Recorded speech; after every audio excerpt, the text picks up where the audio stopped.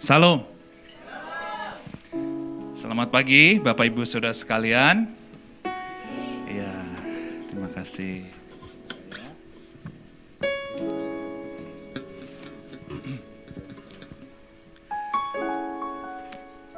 Sungguh suatu sukacita buat saya bisa berada di sini. Saya senang sekali. Dan pertama saya ingin ucapkan terima kasih kepada Pastor Alex dan Pastor Livia dan juga GBI True Vine yang telah memberikan saya kesempatan pada hari ini untuk memberitakan firman Tuhan dan juga sekalian untuk berkenalan kita satu dengan yang lain. Terakhir saya ke Kanada itu 2,5 tahun yang lalu. Dan pada waktu itu masih di tempat yang sebelumnya. Saya tidak sempat waktu itu menghadiri singgah di True Vine yang di tempat yang lama. Karena pada hari itu saya juga ada pelayanan gitu. Tapi kedatangan saya hari ini sungguh di luar dari dugaan saya. Karena tujuan saya datang hari ini untuk menemani Papa dari sejak kematian Mama tercinta. Pas hari ini sebulan dari kematian Mama. 16 April dan sekarang sudah 16 Mei. Jadi kedatangan saya kali ini untuk menemani Papa dan juga bersama berkumpul dengan keluarga. Di mana kejadian dari kematian Mama saya ini begitu cepat sekali. Di luar dugaan kami semua. Sampai saya tidak sempat datang sebelum Mama saya meninggal. Tapi puji Tuhan yang ada namanya voice calling, FaceTime. Jadi saya bisa melihat Mama saya di nafas terakhirnya melalui video call. Dan di sini saya juga ingin mengucapkan sekali lagi untuk GBI True Vine yang telah membantu dalam acara penguburan, penghiburan. Saya mengucapkan terima kasih mewakili dari keluarga besar. Dan kedatangan saya ini hanya singkat. Jadi Kamis ini saya sudah balik ke Kanada. Kamis ini saya sudah balik ke Kanada. Dan saya mengucap syukur untuk waktu yang Tuhan berikan bisa saya berada di sini bersama-sama dengan Bapak Ibu Saudara sekalian. Amin. Sebelumnya saya ingin sampaikan juga salam dari saya, dari istri, anak-anak, keluarga di Kanada dan juga jemaat dari Vancouver City Blessing kepada Bapak Ibu Saudara sekalian GBI True Vine di tempat ini. Izinkan saya perkenalkan diri saya secara singkat ya. Jadi ada pepatah mengatakan tak kenal maka tak sayang. Ya, nama saya Ivan Jonathan. Saya adik dari Pastor Livia. Dan saya puji Tuhan diberkati dengan satu keluarga, istri dan 2 anak. Mungkin bisa slide-nya yang pertama. Nah ini istri dan anak saya, 2 anak. Jadi Matthew dan Tiffany, istri saya Joanne. Matthew umur 13 Agustus ini. Udah tingginya sealis saya saudara. Udah segini. Si yang kecil Tiffany umur 8 Desember ini umur 8. Dan kami di Kanada, saya di Kanada dari tahun 2005. Saya sudah datang ke sana dan bertemu dengan Joanne di sana. Dan kami married menikah di sana, menetap di sana, dan punya 2 anak di sana. Dan sekarang saya mengembalakan gereja di Vancouver City Blessing, yang mana dianugerahkan oleh papa mertua saya tahun 2012. Gitu. Dan sebelumnya saya juga sama dengan Pastor Alex dan Pastor Livia. Dulunya saya tahun 1996 saya di Melbourne. Jadi saya SMA itu sudah di Melbourne. Saya sudah sekolah di sana. Dan tadinya saya ingin mengambil sekolah desain. Saya suka desain. Karena itu seperti interior begini, multimedia. Saya demen itu, saya demen. Tapi panggilan Tuhan itu berbeda. Tuhan panggil saya jadi hambanya, jadi pendeta, dan saya sekolah Alkitab 3,5 tahun. 2002 saya selesai pulang ke Indonesia. Dan saya bergabung bersama Jakarta City Blessing yang dulunya di Tamrin di Gedung Surya, dan tahun 2005 saya dikirim ke Vancouver dan sampai sekarang saya di Vancouver. Jadi time flies ya, waktu itu cepat sekali. Kita nggak tahu jalan hidup seseorang. Tapi yang terpenting yang seperti Pastor Alex katakan, setiap kali Tuhan memanggil, pasti ada rencana yang indah. Yang kadang-kala kita mau taunya cepet-cepet aja, Tuhan aku mau tahu ujungnya kayak apa sih, pokoknya satu demi satu dulu gitu. Pintu terbuka, dibuka satu, dibuka satu, dibuka satu. Yang penting kita percaya kepada Tuhan. Dan saya tidak menyangka juga kalau pada hari ini saya bisa ada di sini, semua itu semua karena anugerah Tuhan. Amin. Dan saya sungguh senang sekali bisa melihat tim pengembalaan di tempat ini, dan Tuhan memberkati gerejanya dengan tempat yang baru, dan saya sekali lagi dari sini ucapkan selamat ya, Pastor Alex. Untuk GBI True Vine, dan sungguh luar biasa Tuhan memberkati gereja tempat ini. Amin. Amin. Ya, kita langsung ya ke firman Tuhan. Firman yang akan saya bagikan pada saudara pada hari ini berjudul A Cry from the Deep. Ya, tolong slide-nya ada ya. A Cry from the Deep. Seruan dari dasar laut. Saya akan mengambil khotbah hari ini dari kisah Yunus. Dari kisah Yunus. Setiap kali kita mendengar kata Yunus atau pendeta memakai kata Yunus, apa yang timbul dalam pikiran kita? Ikan, betul? Ikan, pasti ikan. Setiap kali ada kata Yunus, pasti ikan yang timbul di pikiran kita. Kalau Musa apa? Mesir. Kalau Yesus, salib.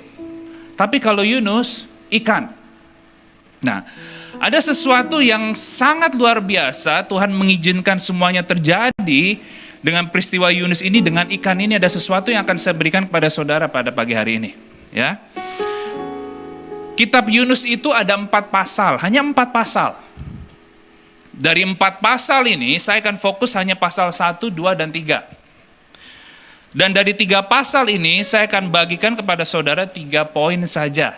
Ya, pada hari ini 3 poin saja. Kita bisa lihat slide selanjutnya, 3 poin ini akan saya berikan kepada Bapak Ibu Saudara sekalian. Yang pertama, running from God. Kedua, running to God. Dan ketiga, running with God. Yang pertama itu pasal 1 itu Yunus lari dari Tuhan. Running from God. Dan pasal 2, Yunus lari kembali kepada Tuhan. Running to God. Yang ketiga, running with God. Ya, dan ini akan saya berikan pada pagi hari ini. A cry from the deep, seruan dari dasar laut. Dari kitab Yunus, 4 pasal ini, ada 1 ayat yang buat saya itu ayat utama, ayat pusatnya dari seluruh cerita Yunus. Dan saya harapkan ini bisa menjadi rema buat kita pada hari ini. 1 ayat ini yang buat saya ini ayat utama, ayat titik tengahnya. Ya. Itu di Yunus pasal 1 ayat yang ke-17. Ya, kita buka firman-Nya. Yunus pasal 1 ayat yang ke-17. Oke, dalam bahasa Indonesia, saya taruh sini dalam bahasa Inggris, tapi dalam bahasa Indonesianya seperti ini. Maka atas penentuan Tuhan, datanglah seekor ikan besar yang menelan Yunus. Dan Yunus tinggal di dalam perut ikan itu 3 hari, 3 malam lamanya. Dalam bahasa Inggrisnya lebih jelas lagi. Kalau Indonesia dikatakan, maka atas penentuan Tuhan. Bahasa Inggrisnya dikatakan, now the Lord provided a huge fish. The Lord provided. Mempunyai arti Tuhan mencukupi. Memberikan, melengkapi, provided, Tuhan mencukupi. Kalau kita lihat ini aneh sekali ya, kok Tuhan provide, kok Tuhan memberikan ikan sebagai suatu pencukupan buat si Yunus. Nah, ini saya akan sharing lebih dalam lagi ya. Nah, ini ayat yang utama yang kita ambil dari firman pada pagi hari ini. The Lord provided. Tuhan itu adalah Yehovah Jireh.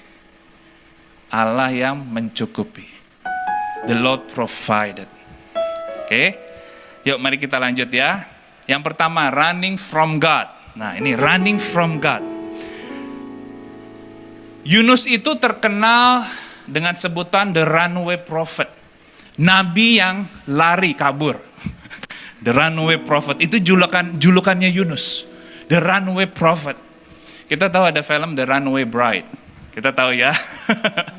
Nah, kalau Yunus itu the runaway prophet. Nabi yang kabur dari Tuhan. Terkenalnya dia seperti itu julukannya. Pasal 1 menceritakan bagaimana Tuhan memanggil Yunus dan bagaimana Yunus lari dari panggilannya, itu di pasal 1. Ya. Tapi kita buka bersama-sama, jadi kita bisa lihat keseluruhan cerita ini. Hanya 4 ayat ya yang akan saya bacakan. Yunus pasal 1 ayat 1 sampai yang ke-4. Nah, kita lihat dulu sedikit ini backgroundnya dari Yunus. Datanglah firman Tuhan kepada Yunus bin Amittai demikian, bangunlah, pergilah ke Nineve, kota yang besar itu. Berserulah terhadap mereka karena kejahatannya telah sampai kepadaku. Ayat 3. Tetapi Yunus bersiap untuk melarikan diri ke Tarsis, jauh dari hadapan Tuhan. Ia pergi ke Yafo dan mendapat di sana sebuah kapal yang akan berangkat ke Tarsis. Ia membayar biaya perjalanannya, lalu naik kapal itu untuk berlayar bersama-sama dengan mereka ke Tarsis, jauh dari hadapan Tuhan. Ya, ayat keempat.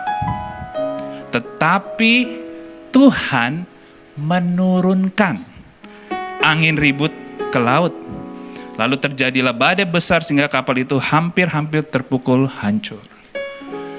Kita bisa lihat di sini jarak dari Yafo ke Tarsis, ya, next slide-nya bisa dikasih lihat di sini, tolong. Ya. Jaraknya itu 2.500 mile. Kira-kira sekitar 4.200 km. Jadi Tuhan memerintahkan, memanggil Yunus, engkau pergi ke Nineve. Tapi Yunus kabur dari hadapan Tuhan. Dari sini dia kabur, maunya ke Tarsis. Jauh dari panggilan Tuhan, jauh sekali. 2.500 mil. Kalau saya kemarin pernah terbang naik Eva, itu kelihatan itu. Dari Jakarta ke Taipei sekitar 2.300 miles. Jadi kira-kira jarak ini Jakarta ke Taipei hampir. Saudara bayangkan, Tuhan memanggil Yunus ke sini, tapi dia lari jauh. Jauh dari hadapan Tuhan. Dan kalau kita lihat di sini, tentang panggilan Tuhan, setiap kita pasti pernah yang namanya Tuhan memanggil. Gak harus jadi hamba Tuhan. Tetapi apapun panggilannya, kadang kali kita menolak. Tuhan, aku gak mau. Ini gak sesuai dengan yang aku mau. Kok bisa panggilnya begini sih, saat begini dipanggil gitu. Tuhan, kok nyuruh saya begini? Engkau gak lihat keadaan aku sekarang, keuangan aku seperti ini, keluarga aku seperti ini. Kadang kita malah berlari. Udahlah Tuhan. Ini salah orang nih pilihnya nih. Kabur. Dan kita lari dari Tuhan. Mungkin kita gak lari secara badan. Tapi kita lari dalam hati kita. Kita bisa aja datang ke gereja saat ini. Banyak orang datang ke gereja, bisa aja dia ada istilahnya bermain, play around with church. Hanya bermain dengan gereja. Tetapi hatinya jauh dari Tuhan. Karena bukan hanya keberadaan badan kita hadir, tetapi yang Tuhan lihat hati kita hadir gak? Setiap kali kita datang ke Tuhan, biarlah kita bawa hati, bukan hanya badan saja. Maka itu setiap kali kalau kita datang ke gereja, siapkan hati kita, datang ke gereja on time. Persiapkan diri. Karena kita datang bukan hanya untuk membawa badan, tapi kita bawakan hati, jiwa, roh kita kepada Tuhan. Dan bahkan jangan sampai kita seperti orang yang mau datang ke gereja, malah kita kabur, perginya ke tempat lain. Oh, ini hari gereja, hari Minggu. Enggak dah, nanti aja deh. Kadang kita juga berpikir ada bagusnya, ada baiknya, virtual online. Bahayanya apa? Ya nanti aja lah, nontonnya sore lah. Nanti aja, bisa besok kok.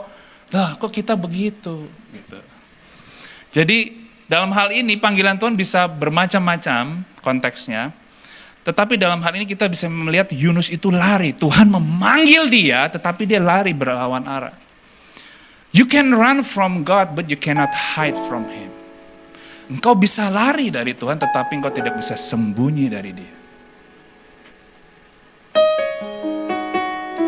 Pernah gak sih saya lari dari Tuhan? Pernah, setiap orang mengalami itu. Tetapi Tuhan itu setia. Banyak cara Tuhan bisa memanggil kita. Yang Tuhan inginkan yaitu engkau kembali kepadanya. Kita buka Mazmur 139 ayat 7 sampai 10. Mazmur 139 ayat 7 sampai 10. You can run from God, but you cannot hide from Him. Engkau bisa lari dari Tuhan, tetapi engkau tidak bisa sembunyi dari Dia. Mazmur 139 ayat 7 sampai yang 10. Kemanakah aku dapat pergi menjauhi roh-Mu? Kemana aku dapat lari dari hadapan-Mu? Jika aku mendaki ke langit, Engkau ada di sana. Jika aku menaruh tempat tidurku di dunia orang mati, di situ pun Engkau. Jika aku terbang dengan sayap fajar dan membuat kediaman di ujung laut, juga di sana tangan-Mu akan menuntun aku dan tangan kanan-Mu memegang aku. Engkau bisa lari dari Tuhan, tetapi engkau tidak bisa sembunyi dari Dia. Dan kalau Tuhan sudah memanggil, perhatikan ini, Dia akan melengkapi engkau. Karena ada istilahnya, ada quote yang akan saya berikan di sini. God equip the call, not call the equip. Tuhan memperlengkapi hamba yang dipanggilnya. Bukan memanggil hamba yang sudah diperlengkapi. Terbalik. Buat Tuhan, panggilan itu yang utama. Dan Tuhan akan memperlengkapi saudara. God equip the call, not call the equip. Ya. Jadi Tuhan tahu bagaimana kita bisa berperkara dalam kehidupan kita. Kita bisa lari, tetapi Tuhan bisa membawa kita kembali. Dan cara Tuhan membawa kita berbeda dengan cara Tuhan membawa kembali orang lain. Kadang kita mempunyai metode yang khusus gitu.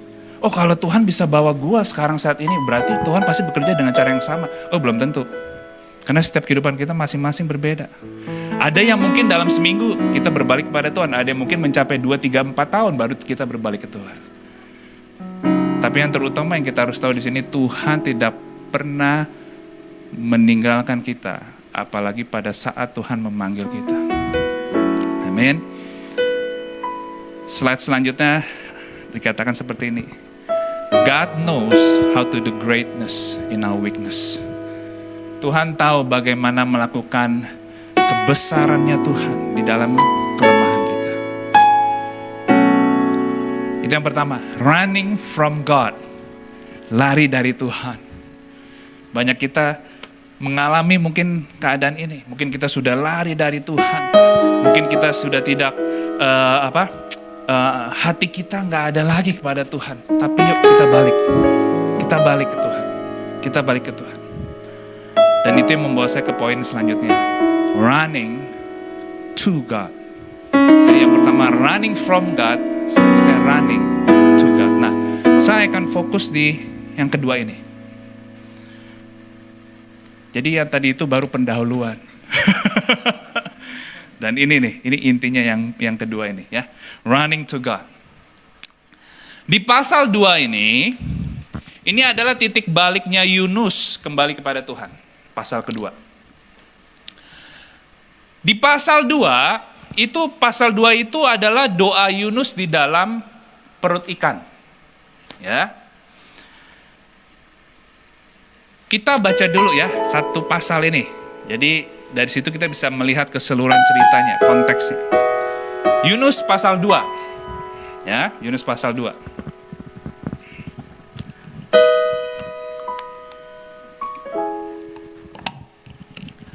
Berdoalah Yunus kepada Tuhan, Allahnya dalam perut ikan itu. Katanya, Dalam kesusahanku, aku berseru kepada Tuhan dan Ia menjawab aku. Dari tengah-tengah dunia orang mati aku berteriak dan kau dengarkan suaraku. Telah kau lemparkan aku ke tempat yang dalam, ke pusat lautan, lalu aku terangkum oleh arus air. Segala gelora dan gelombangmu melingkupi aku. Dan aku berkata, telah terusir aku dari hadapan matamu. Mungkinkah aku memandang lagi bait-Mu yang kudus? Segala air telah mengepung aku, mengacam nyawaku, samudra raya merangkum aku, lumut lautan membelit kepalaku, di dasar gunung-gunung aku tenggelam ke dasar bumi, pintunya terpalang di belakangku untuk selama-lamanya. Ketika itulah Engkau naikkan nyawaku dari dalam liang kubur, ya Tuhan Allahku. Ketika jiwaku letih lesu di dalam aku, teringatlah aku kepada Tuhan dan sampailah doaku kepadamu ke dalam bait-Mu yang kudus. Ayat 8. Mereka yang berpegang teguh pada berhala kesia-siaan, mereka lah yang meninggalkan Dia yang mengasihi mereka dengan setia. Tetapi aku dengan ucapan syukur akan kupersembahkan korban kepadamu, apa yang kunasarkan akan kubayar, keselamatan adalah dari Tuhan. Ayat 10, lalu berfirmanlah Tuhan kepada ikan itu, dan ikan itu pun memuntahkan Yunus ke darat. Nah, perhatikan ini, perhatikan. Di konteks ini, di pasal 2 ini, itu Yunus tidak menulis pasal 2 ini di dalam perut ikan. Ya, perhatikan ya. Pasal 2 di kitab Yunus ini, kita harus tahu keadaan pada waktu itu, Yunus tidak menulis di perut ikan ayat 2 ini, pasal 2 ini. Jadi Yunus menceritakan apa yang terjadi pada waktu dia di dalam perut ikan, tentulah pada waktu dia sudah keluar dari perut ikan. Seperti orang menceritakan, oh kemarin gua kesini, gitu. Oh kemarin gua lagi pergi ke sini, gua makan ke sini. Jadi Yunus menulis ayat ini, menurut theologians ada lagi yang mengatakan yang menulis ini bukan Yunus. Ada juga mengatakan itu. Tetapi cerita ini ada di Alkitab saat ini, itu terjadi pada waktu bukan Yunus di dalam perut ikan. Tapi dia menceritakan apa yang terjadi pada waktu itu, ya. Dan yang terjadi pada waktu Yunus berdoa di dalam perut ikan, ya. Nah, perhatikan ayat ini. Di ayat yang ketiga sampai yang keenam, saya ulangi lagi. Telah kau lemparkan aku ke tempat yang dalam, ke pusat lautan. Lalu aku terangkum oleh arus air, segala gelora dan gelombangmu melingkupi aku. Dan aku berkata, telah terusir aku dari hadapan matamu. Mungkinkah aku memandang lagi bait-Mu yang kudus? Segala air telah mengepung aku, mengacam nyawaku, samudra raya merangkum aku, lumut lautan membelit kepalaku, di dasar gunung-gunung aku tenggelam ke dasar bumi, pintunya terpalang di belakangku untuk selama-lamanya. Kalau saudara lihat dari ayat ini, kita bisa melihat bahwa Yunus hampir mati itu bukan karena ikan. Gak ada dikatakan ikan di pasal 2. Yunus hampir mati karena dia tenggelam. Lumut samudra mengikat aku. Aku sampai ke dasar bumi. Dia mati karena tenggelam. Kita sering tahu cerita ini, kita berpikir bahwa ikan yang menghukum mematikan Yunus. Tapi bukan. Yunus hampir mati karena dia tenggelam ke dasar laut. Dan Tuhan mengirim ikan besar untuk menyelamatkan Yunus, bukan untuk menghukum Yunus.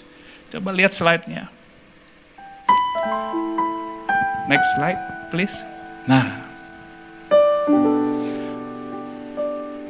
kadang kita berpikir Tuhan ngirim ikan untuk menghukum Yunus, tapi terbalik. Dia ini mau mati karena tenggelam. Justru Tuhan mengirim ikan untuk nyelamatin Yunus.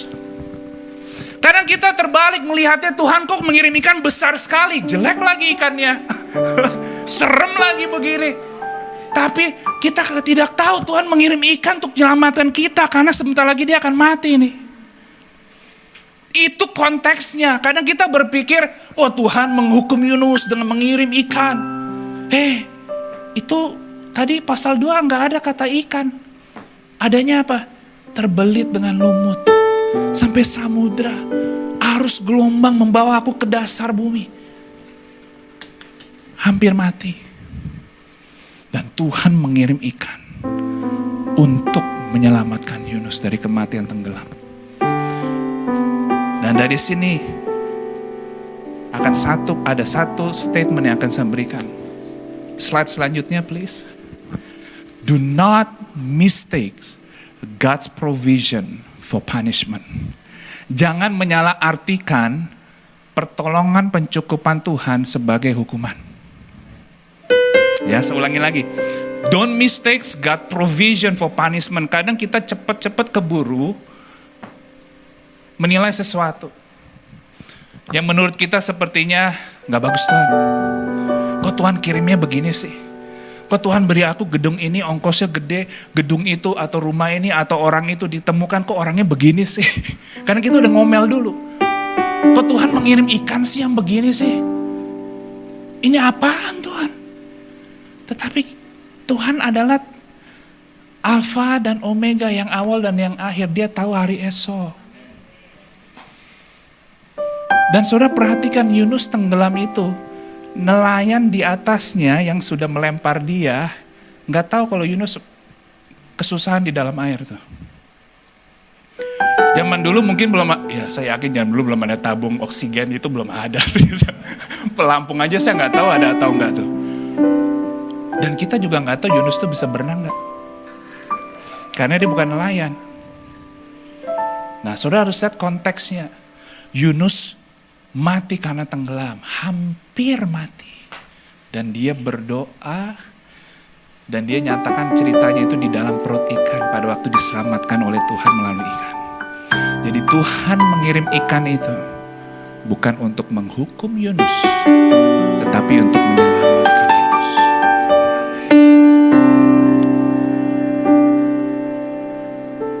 Kadang bahayanya itu. Kita terburu-buru selalu bilang, Tuhan, kenapa engkau kirim ikan? Kadang Tuhan diam. Karena seperti kita tenggelam dalam arus kehidupan. Makin kau banyak bergerak, makin kau tenggelam. Benar ya? Metode berenang begitu ya? Kadang ada kalanya Tuhan diam dan mau kita diam. Biar Tuhan yang mengirim ikannya menelan kita supaya kita selamat. Pertanyaan saya sekarang di sini, ikan apakah yang kau hadapi sekarang ini? Bukan ikan gurame asam manis, bukan. Saya kangen makanan Indonesia, saudara. Kemarin saya diajak makan ikan bakar, gurame asam manis, tahu-tahu sih. Itu yang saya kangen di situ. Bakmi lagi, martabak hampir tiap hari saya. Kangen sekali masakan Indonesia. Jadi ikan apakah yang saudara hadapi sekarang ini? Ikan kehidupan apa sekarang ini? Mungkin kita melihat ikan itu jelek, besar, serem. Kok begini sih? Mungkin kita bisa melihat COVID ini suatu pandemik, memang pandemik. Tapi kita nggak tahu cara Tuhan bekerja. Balik lagi, jangan menggampangkan. Karena pikiran kita itu jauh dari pikiran Tuhan. Ya pandemik ada, ya tetapi ngucap syukur. Karena saya percaya walaupun dalam pandemik pasti ada yang namanya kebaikan Tuhan di situ. Amin. Masakan kuasa Tuhan kalah dengan sekecil virus yang gak kelihatan. Saya percaya bahwa Tuhan mau virus apapun, mau hari esok, mau hari kemarin, Engkau tahu. Engkau tahu Yunus mau tenggelam, Engkau tahu. Engkau tahu dia hampir mati, Engkau tahu. Engkau tahu kapan waktu yang terbaik Tuhan mengirim ikan. Engkau tahu. Engkau tahu ya, waktu yang terbaik. Ya. Mungkin kau melihat ikan itu sebagai suatu masalah dalam kehidupanmu. Mungkin kau melihat ikan itu sebagai suatu situasi yang tidak engkau harapkan. Tapi Tuhan mengizinkan itu justru untuk menyelamatkan saudara dari bahaya yang akan terjadi di masa depan. Ya. Lanjut, yang ketiga, yang terakhir. Yang pertama, running from God. Yang kedua, running to God. Yang ketiga, running with God. ya, bersama dengan Tuhan. Di pasal 3, setelah ikan besar memuntahkan Yunus ke daratan, Yunus dipanggil Tuhan untuk kedua kalinya. Dan kali ini dia mengikuti panggilan Tuhan. Kita buka Alkitab kita, cuman 5 ayat di sini. Yunus 3 ayat 1 sampai 5. Yunus 3 ayat 1 sampai 5.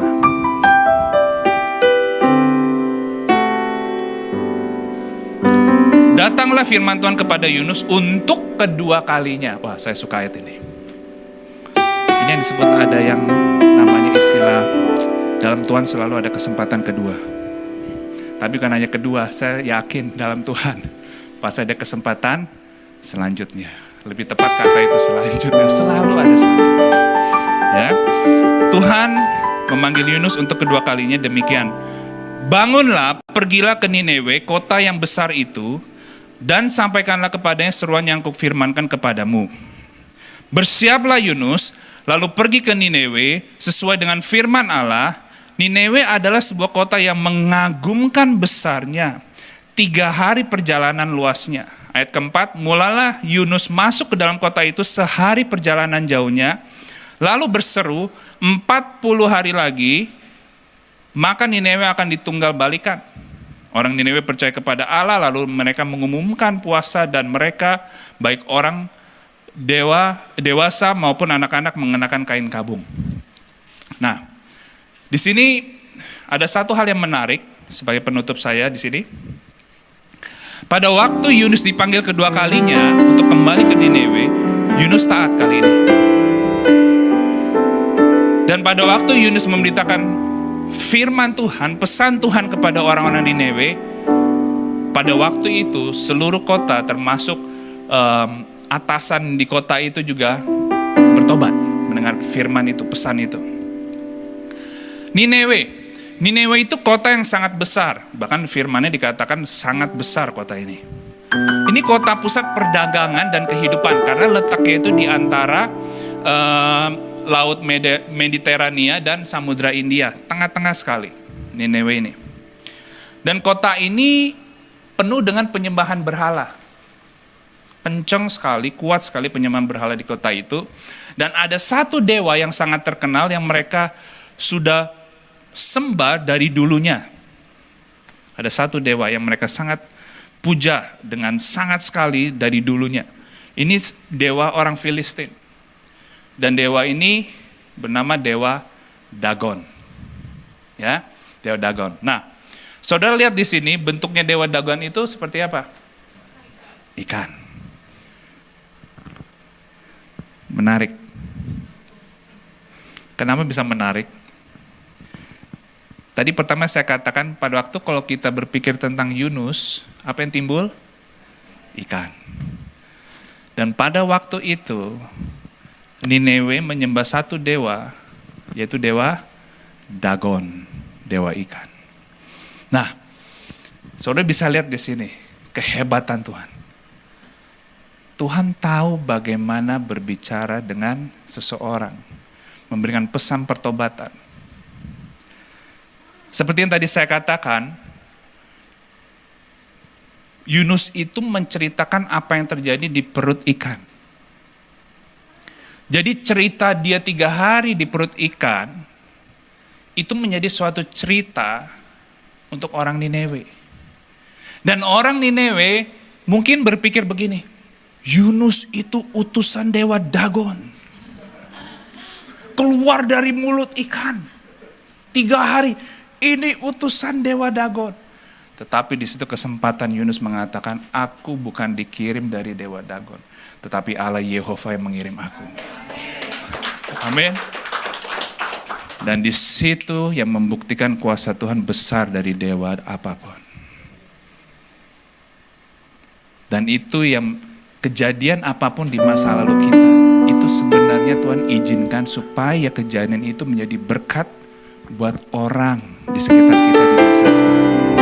Jadi kalau saudara mengalami masalah saat ini, jangan berpikir, ya Tuhan habis dah gue hari ini. Udahlah gak ada harapan. Tunggu dulu. semua yang saudara alami hari ini, saudara nggak akan tahu, mungkin 10 hari ke depan, tahun depan, cerita itu akan menjadi berkat buat orang lain di masa depan. Dan saudara perhatikan bagaimana Tuhan bekerja dengan luar biasa apapun yang terjadi. Walaupun kamu hampir mati di laut, aku mengirimkan ikan, tapi engkau tidak tahu bahwa dari kejadian itu bisa menobatkan satu kota Nineveh. Kita nggak akan tahu hari esok, hanya Tuhan yang tahu. Tapi yang terpenting apa? Running to God. Kembali kepada Tuhan. Kembali kepada Tuhan. Jadi untuk Nineveh dia melihat Dagon. Tetapi untuk Yunus Allah Yehova. Untuk orang Nineveh dia melihat Yunus utusan dewa Dagon. Tetapi bagi Yunus, aku adalah utusan Tuhan Allah Yehova. Dan untuk Nineveh, mungkin dia melihat bahwa ini dewa yang kita harapkan. Tapi buat Yunus, justru aku datang memberikan pesan untukmu.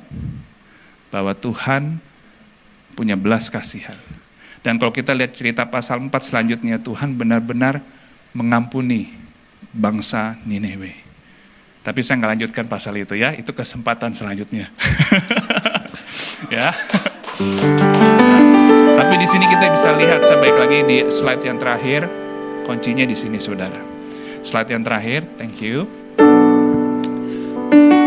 The Lord provided a huge fish. Kadang kita maunya apa? The Lord provided uang yang banyak, promosi kerjaan, itu gampang buat Tuhan. Yang penting yang Tuhan mau kita percaya nih. Kalau Tuhan mengirim huge fish, ikan besar, bisa nggak kita terima ikan itu? Pertanyaannya. Padahal itu pencukupan loh dari Tuhan, pertolongan dari Tuhan buat kita. Tapi kadang yang kita nggak mau ininya nih, nggak mau Tuhan, aku nggak mau ininya, aku cuma mau ini nih. Tapi kadang Tuhan bisa berbagai cara memberkati, menolong, menyelamatkan kita. Ini kunci emasnya saya bilang di sini. The Lord provided. The Lord provided a huge fish to swallow, menelan Yunus. Karena apa? Yunus hampir mati. Dan Tuhan menolong Yunus, menyelamatkan Yunus. Do not mistake God's provision for punishment. Jangan menyalahartikan pencukupan pertolongan Tuhan sebagai hukuman. Tapi mengucap syukurlah dalam segala sesuatu. Karena satu helai rambut aja jatuh seizin Tuhan. Sehelai aja seizin Tuhan, apalagi kehidupan kita. Apalagi kehidupan anak-anak kita. Apalagi kehidupan karir kita. Persahabatan kita, hubungan kita, teman kita, masa depan kita, kesehatan kita, orang tua kita. Tuhan tahu. Tuhan tahu. Amin, Tuhan tahu. Apa yang ada dalam pikiranmu dan hatimu, impianmu, tangisan hatimu, Tuhan tahu. Yang tadi saya katakan kita bisa hadir di tempat ini, tapi hati jauh dari Tuhan, Tuhan juga tahu. Dan yuk kita kembali kepada Tuhan. Amin. Tuhan itu setia. Saya akan tutup dengan satu kesaksian, ya. Setelah itu kita selesai. Gereja kami di Vancouver, kami kebaktiannya bahasa Inggris. Karena puji Tuhan, jemaat yang Tuhan percayakan di gereja kami ini internasional. Jadi ada yang dari Singapura, ada yang dari Hong Kong, ada yang dari Brunei, ada orang Kanada sendiri, dan memang kebanyakan orang Indonesia. Tapi kita internasional, jadi kita berbahasa Inggris, kebaktian kita. Dan kita sejak Maret tahun lalu kita online. Jadi untuk saya khotbah offline, yaitu saat sekarang ini nih. saat ini. Karena peraturan di sana cukup strict ya, cukup ketat. Jadi nggak boleh, dari pemerintah nggak boleh kita ada kebaktian indoor, di dalam ini nggak boleh. Jadi kita udah dari tahun lalu kita online. Sedangkan kita tahu, termasuk saya dan seluruh jemaat, rindu gitu, bisa berbakti bersama-sama lagi seperti ini. Tapi kita juga sebagai umat Tuhan, kita harus jadi contoh yang baik buat komunitas tugas kita. Jadi kita mengikuti peraturan, kita online, dan puji Tuhan gereja terus online berjalan dengan baik bersama dengan tim kami. Jadi gereja kami ini itu selama ini dari tahun 2012 kita sewa di satu ruangan di hotel. Jadi kebaktian kami itu di hotel, kita nyewa satu ruangan di hotel. Dan kita sudah dari 2012, 8 tahun di hotel ini menjalin suatu hubungan yang bagus dengan pihak hotel. Waktu kita dapat tempat ini, hotel ini, kita senang sekali. Karena kita dapat rates-nya itu yang bagus, gitu loh. Harganya yang bagus sekali, kita bisa lah gitu loh pada waktu itu. Dan kita berjalan terus tahun demi tahun. Biasanya kalau di hotel itu setiap mendekati akhir tahun kita harus tulis kontrak untuk tahun depan gitu, setahun kita kontrak gitu ya. Dan setiap tahunnya biasa kalau hotel itu dinaikkan berapa persen.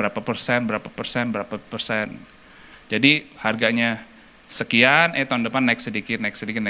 Tapi puji Tuhan, Tuhan memberkati gerejanya, dan kita sudah di sana dan sampai sekarang. Dan karena pandemik ini, jadi kita online, jadi kita nggak di hotel sana. Tapi kita masih menjalin suatu hubungan yang terus baik sama pihak hotel. Nah, ada satu momen, satu tahun ini, di tahun 2018, ada satu kejadian di mana mendekati akhir tahun, saya itu selalu telepon ke banquet manajernya untuk menulis kontrak tahun 2019 gitu. Pada waktu saya telepon dia, terus saya bilang, ya kita kan sudah lama nih, sudah jadi klien, customer di hotel ini sudah lama. Oh iya udah lama, saya tahu kok, dia bilang. Ya, nah terus kira-kira saya selalu bertanya, bisa nggak kalau harganya itu ditetapkan saja gitu loh. Kita kan udah 7 tahun gitu. Coba nanti saya tanya GM-nya. Oke, yaudah tanya GM-nya.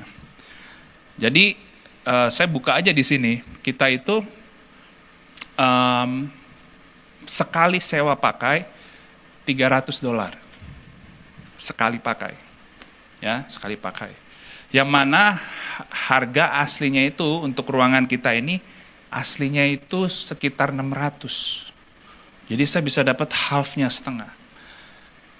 Dan waktu saya ngomong sama banquet manager ini, udah bilang, oh ya, kita bisa naikkan sedikit aja lah. Dia bilang, oh bisa berapa? Ya 310, sekitar segitulah bisa. Oh ya udah, nggak apa-apa lah itu bisa. Oh thank you, terima kasih gitu. Ya udah kita setuju. Tadinya saya cuma pakai on the phone, saya selalu pakai telepon dulu, baru nanti kirim pakai email atau apa gitu ya. Setelah saya udah setuju, saya seneng tuh. Dan besoknya pas-pasan hari Minggu kita di sana.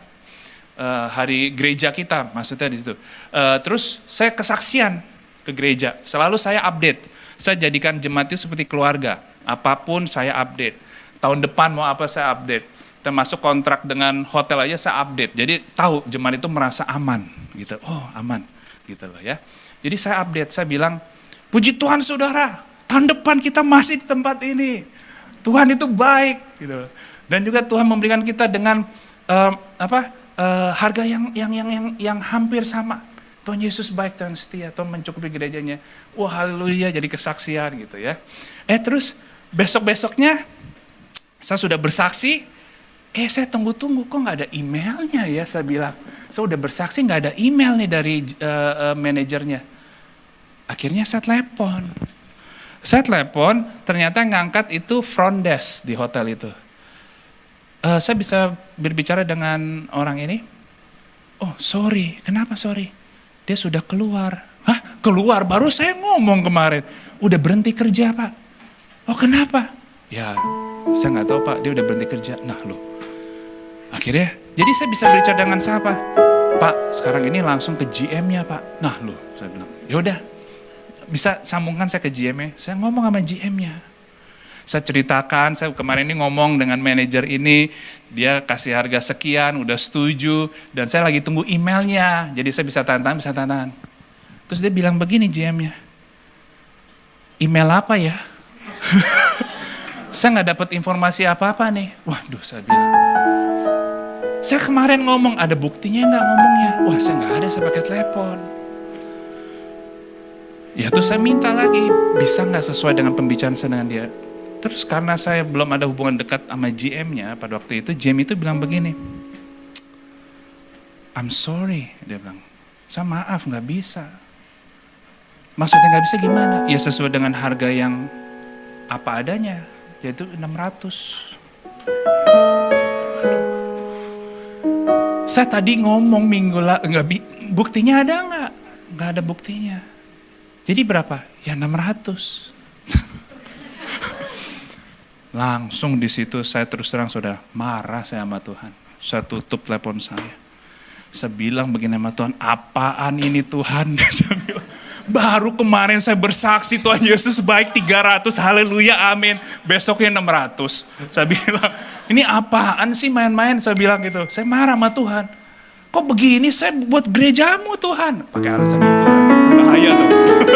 Pakai gerejamu Tuhan, bahaya itu. Pakai alasan gereja segala. Jadi saya marah sama Tuhan. Saya bilang, Tuhan saya dikasih 600, saya bilang udah bersaksi, malu saya. Mau bilang apa? Terus saya, sampai ada satu momen saya lagi marah, saya nangis. Tuhan ini ongkosnya besar.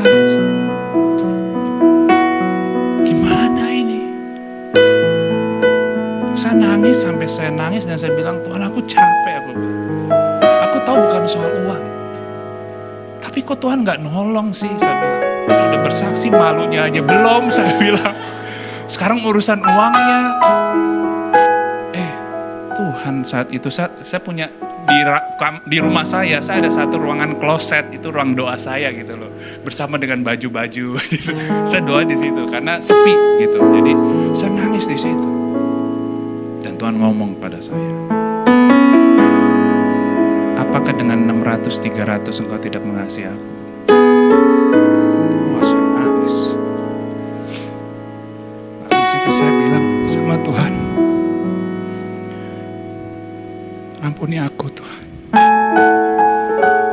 Mau 300-600, aku tetap mengasihimu. Ampuni aku. Ampuni aku, kenapa aku selalu mencari orang itu melihat aku malu atau aku malu di hadapan orang. Ampuni aku. Kalau memang 600 pun, saya bilang begini sama Tuhan, kalau memang kita harus bayar 600 pun, aku percaya Engkau mencukupi. Dan aku tetap mengasihimu. Dan aku akan setia memanggilmu. Udah Tuhan gak ngomong apa-apa lagi. Saudara tahu, 2 hari kemudian, tiba-tiba GM telepon saya. GM yang telepon saya. Can I speak with Ivan please? Bisa bicara dengan Ivan? Ya, saya Ivan. I just want to let you know, saya hanya mau beritahu, I'm sorry, dia yang sorry sama saya. I can give you 300. Langsung. I can give you 300. I'm sorry about that. Dia yang sorry. Saya kaget. Are you sure? Saya bilang beneran. Are you sure? Yes, I gave you 300. I'll send the contract now. Dia langsung kirim kontraknya langsung. Di situ saya tanda tangan, waktu saya tanda tangan saya nangis. Thank you Lord.